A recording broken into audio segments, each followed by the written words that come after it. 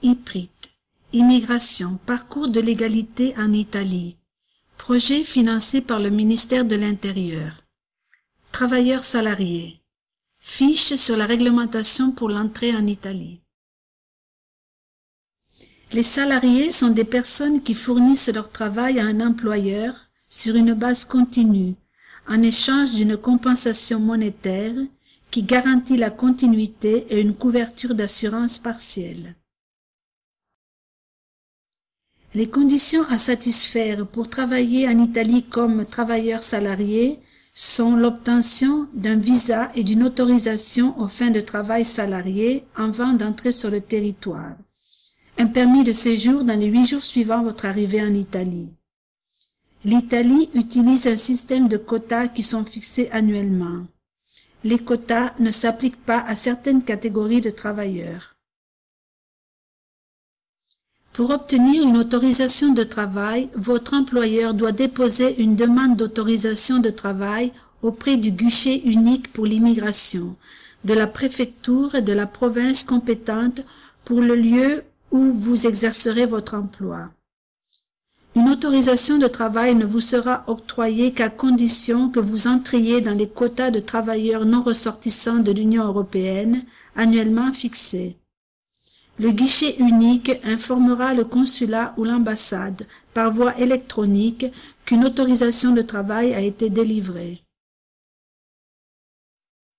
Concernant l'obtention du visa, l'ambassade ou le consulat présent dans votre pays d'origine ou de résidence délivrera un visa qu'il vous faudra récupérer et utiliser pour entrer en Italie dans les 6 mois suivants.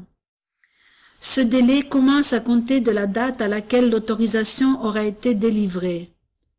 L'autorisation de travail est nécessaire pour obtenir le visa d'entrée. Certaines catégories de travailleurs peuvent être assujetties à des procédures et à des conditions spécifiques pour l'obtention de leur permis de travail. Concernant la demande de permis de séjour, dans les 8 jours qui suivent votre arrivée en Italie, il faut la déposer auprès du guichet unique pour l'immigration, de la préfecture et de la province compétente pour le lieu où vous exercerez votre emploi. Lors du dépôt de votre demande d'autorisation de travail, votre futur employeur doit soumettre tous les documents relatifs à votre futur hébergement, au contrat de résidence proposé, à la couverture financière de votre voyage de retour, à toute modification possible de votre futur emploi.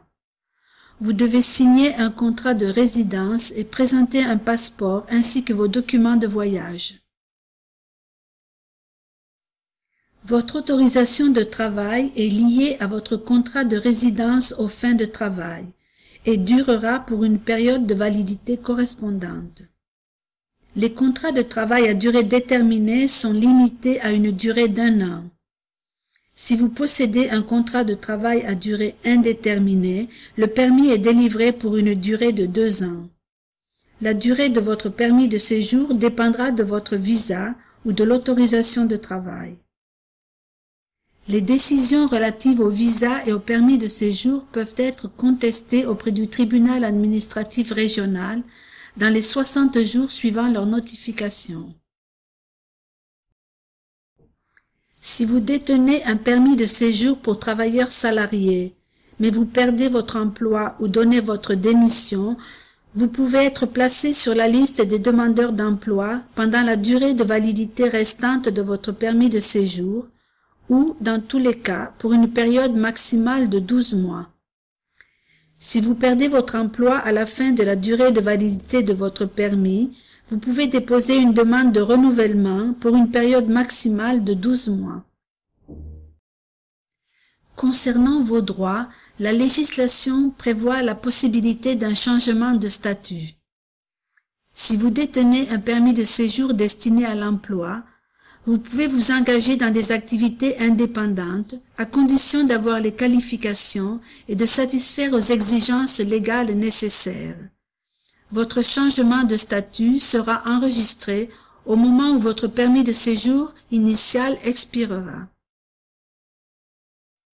Il est possible d'obtenir un statut de résident de longue durée après 5 ans de séjour ininterrompu en situation régulière. Pour ce, vous devez démontrer que vous possédez des ressources financières suffisantes, un logement adéquat et que vous ne présentez pas une menace à l'ordre et à la sécurité publique. Pour faciliter votre démarche, vous pouvez consulter plusieurs sites institutionnels. Tout d'abord, les données du réseau européen des migrations en Italie et les fiches publiées sur le portail de l'Union européenne sur l'immigration.